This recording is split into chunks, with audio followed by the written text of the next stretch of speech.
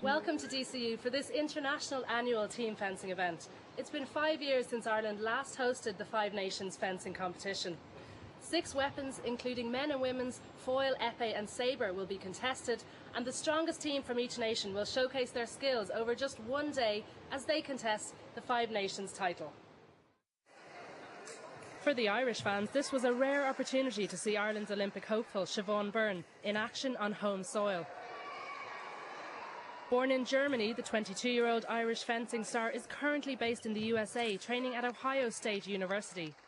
Now in the 3rd year of an American scholarship, Siobhan narrowly missed out on a place on the Athens Olympic team in 2004, but is hoping to make it to Beijing next year. I've worked so hard. I've been fencing for 15 years now, and I've given up a lot along the way to come this far. So it's definitely a goal of mine to achieve that. Have you got a little more desire this time round? Yes, and I just think I'm better prepared. I'm so much older, more experienced, I've had better training. So there's a lot of pluses this time that I didn't have the last time. It's been 15 years since Ireland last had a fencer at an Olympics, but Irish fencers have a long history at the Games. Our best prospects this time coming up for Beijing is Siobhan, who's fighting in women's sabre. She did a lot of her training in Germany, where she grew up as a girl. Now, it's very unfair to put her under, too much pressure or whatever.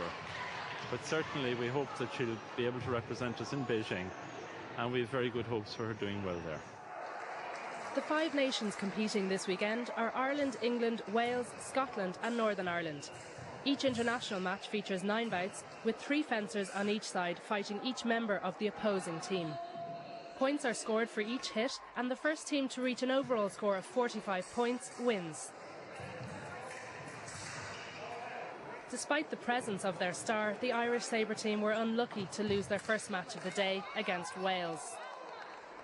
Determined to improve on their first outing, the team of Byrne captain Giselle Cullinan, Sarah Drum and Emer Kennedy came out fighting in their next match against Northern Ireland. Going into the final bout, Northern Ireland held a slim lead, 40-35, and Byrne, seen here on the left, came through for the home team, scoring an impressive 10 hits and gaining the overall win. So 1 win, 1 loss. Ireland's next match was against Scotland, and Byrne continued her good form. Pitted here against Laura Hunter-Thomas, Byrne scored 5 hits to her opponent's 1. Other results, however, didn't go the Irish way. Going into the final bout, Ireland had an impossible task. Behind by 14 points to 40.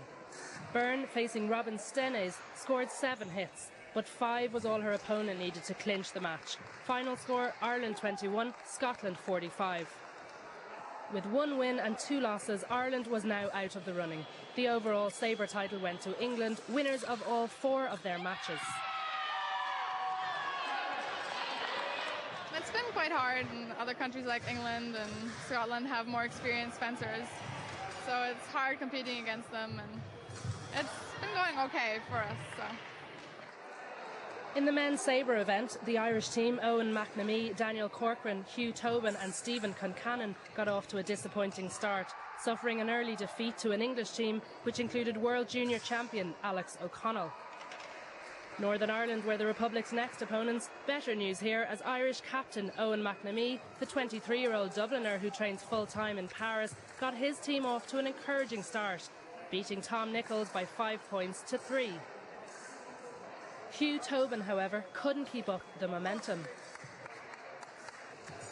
He lost heavily to Derryman Stephen Fenwick, the national junior British champion.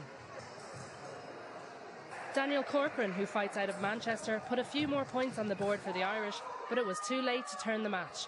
With 40 points in the can, Northern Ireland needed just 5 more for a win. Fenwick finished the job, scoring 5 hits to McNamee's 3. The final score 45 points to 27 in favour of Northern Ireland. With losses in their first 2 of their 4 matches, Ireland's men went into their third match against Scotland, hoping to place third at best. Despite keen support from the crowd, McNamee and his team were defeated by the Scots, 45 points to 34. Defeat against Wales completed a miserable day for the Irish. England took the overall Sabre title, with Northern Ireland finishing second, Wales third, Scotland fourth, and the Republic of Ireland fifth.